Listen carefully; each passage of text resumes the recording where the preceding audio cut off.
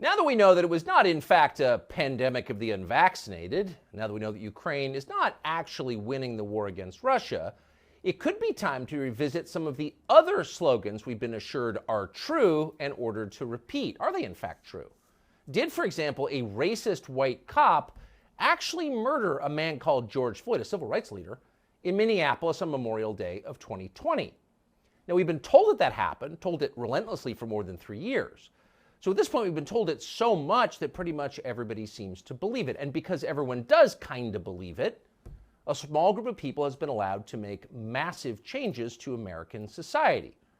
They include, but are not limited to, decriminalizing stealing, defunding the police, adding a new federal holiday to the calendar called Juneteenth, the ceasing of hiring all white men in corporate America, and of course, significantly, they also sent a cop called Derek Chauvin to prison for more than 40 years.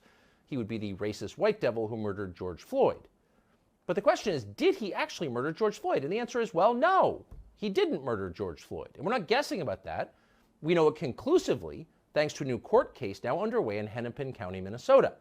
The case was brought by a prosecutor there called Amy Sweezy. She's suing her boss. So the case is not actually about George Floyd or Derek Chauvin, but it tells you an awful lot about both of them. In her deposition, which you should read, Amy Sweezy describes a conversation that she had with the county medical examiner, Andrew Baker, right after George Floyd died. Quote, "I called Dr. Baker early that morning to tell him about the case and to ask him if he would perform the autopsy on Mr. Floyd."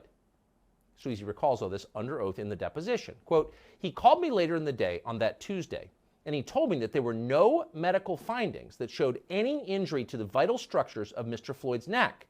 There were no medical indications of asphyxia or strangulation." Oh. In other words, George Floyd, according to the official autopsy, was not murdered. He died instead of what we used to call natural causes, which in his case would include decades of drug use, as well as the fatal concentration of fentanyl that was in his system on his final day. So this was not a killing. It was yet another narcotics OD in a country that records more than 100,000 of them every year. The medical examiner clearly understood that and in fact articulated it. And Sweezy explains. "He said to me," she recalls in the deposition, "Amy, what happens when the actual evidence doesn't match up with the public narrative that everyone's already decided on?" And then he said, quote, "This is the kind of case that ends careers." In other words, everyone lied about it from the very beginning. The people who knew the truth hid the truth and allowed the revolution to proceed. Now they've been exposed. Now we know the truth. What happens next? Well, they're going to ignore it. The Biden administration just issued a long purple statement celebrating George Floyd's birthday. He's a martyr, despite the fact we know that he was not murdered. And by the way, Derek Chauvin is still languishing in jail for the rest of his life. So how do we respond to this? How do we respond to the truth once we have it? Well, Vince Everett Ellison seemed like a good man to ask. He's the author of Crime, Inc. He joins us now. Vince, thanks so much for coming on.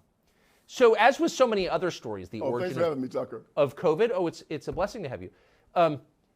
We now know what actually happened, but the question then is, what do you do with that knowledge? We know that the U.S. government, Tony Fauci, worked with the Chinese to create the virus that overturned the American economy, but what do we do with that knowledge? What do we do with the knowledge that George Floyd was not actually strangled to death by a cop?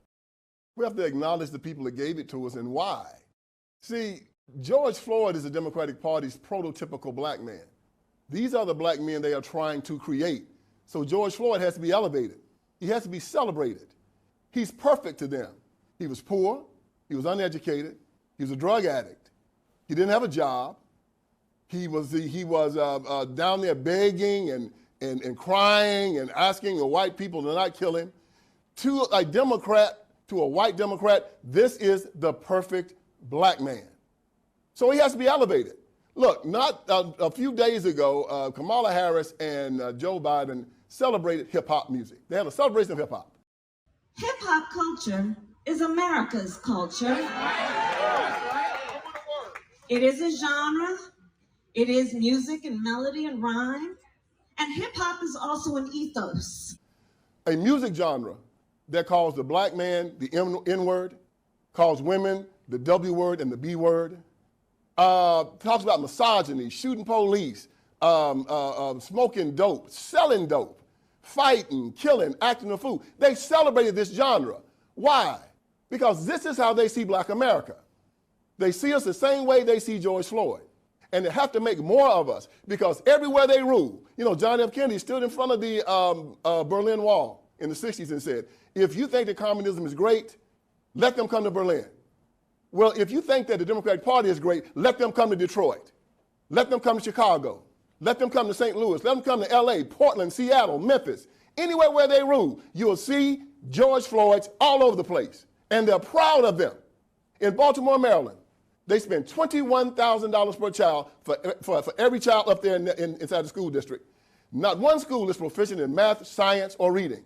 But they keep it going every year. Why? Because they're producing George Floyd. But and George Floyd's vote for the Democrat Party. But why would, so when most of us, you, me, I think all normal people look at George Floyd's life, you think this is a disaster. This guy never added anything. He took a lot in prison at least 8 times. I mean, his life was a tragedy at best. Why would you want more people like that? Because he votes for the Democrat Party, and then he teaches his children to vote for the Democrat Party, and then these white Democrats can feel superior to him. Yeah. He can be controlled by them. Just like, think about an old slave plantation, talk about back in the day, how they wanted their slaves to act. Subservient, obedient, ignorant, you know, doing what he was told. Not asking any questions, having a slave mind, being dependent on them.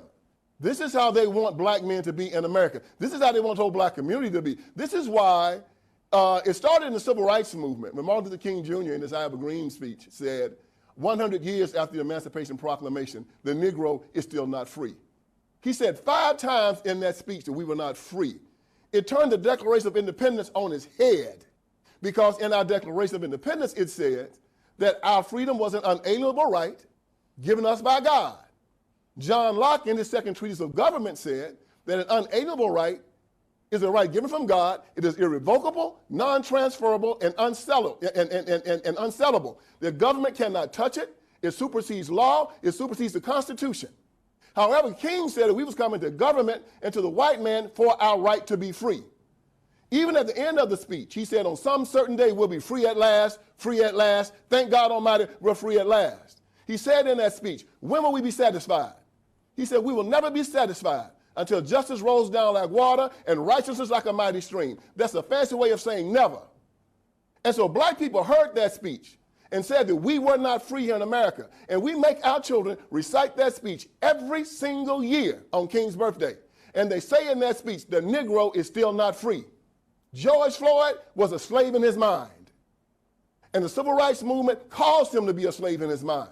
And today they're still marching, 60 years later, telling black people, you're not free. Beg for reparations. Beg for affirmative action. Kill your children in the womb. Cut off your child. You castrate your children. Let drag queens come into school and shake their behinds in your children's faces. Run God out of the public square. And then they end up like George Floyd. But the one thing they do consistently is they vote for the Democrat Party, and the places where George Floyd's live, they stay in absolute power. That's a pretty dark explanation. So you're saying that the Democratic Party as an organization intentionally degrades black people to keep them compliant and obedient. Oh yes, in my book Crime Inc. I talk about one of the main things they do, like the mafia and organized crime. They humiliate black people. They demoralize them. It's a Marxist construct. They demoralize their people, they beat them down, they tell them that they're victims. Well, it was Martin Luther King Jr. that said, they tell you to pull yourself up by your bootstraps. Well, how can you pull yourself up by your bootstraps when you're bootless? You know, he told us we were bootless.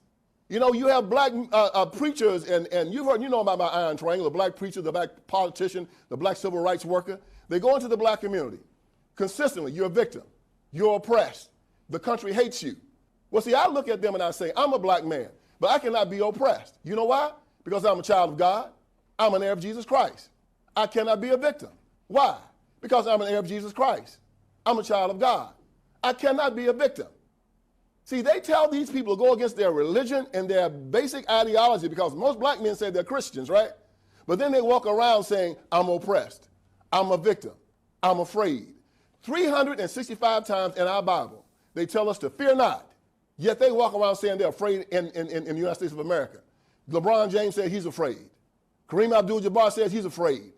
Kaepernick said he's afraid. Well, I'm a black man in America, and I'm not afraid of a damn thing. I don't ask for permission in my own house. America is my home. So as they walk around here crying, talking about, I'm frightened, I'm afraid, I can't make it, please help me, I tell them they stink in my nostrils. They're an affront to God. The flip side of white male intimidation during the civil rights was also black male cowardice. They laid down and let them beat them, slap them around, rape their wives and their children. Well, no, not me, never me. I'm a free man.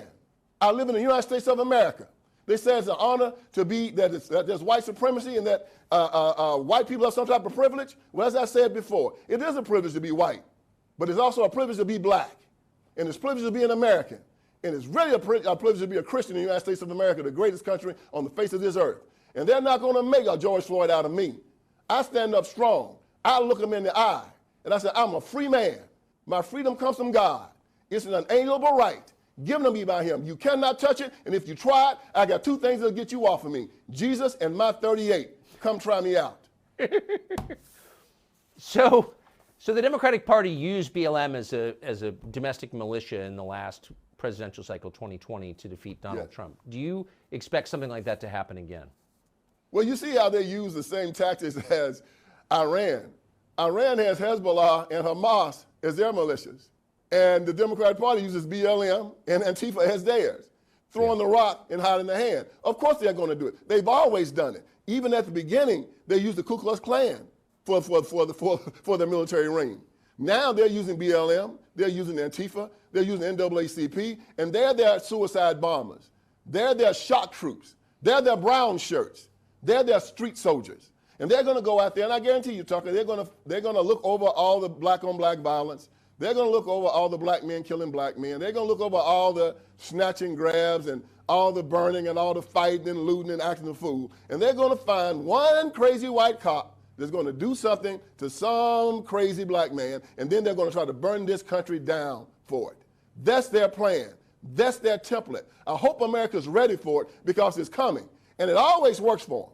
It always works because the press and everybody's just waiting. Oh, they're on the starting line just waiting for it. And as soon as they find that golden kill, watch them go crazy with it. BLM is going to start getting their money from the Democrat Party because that's who they get it from. The same way that Hamas gets their money from Iran. BLM gets their money from the Democrat Party. And BLM does not stand for Black Lives Matter.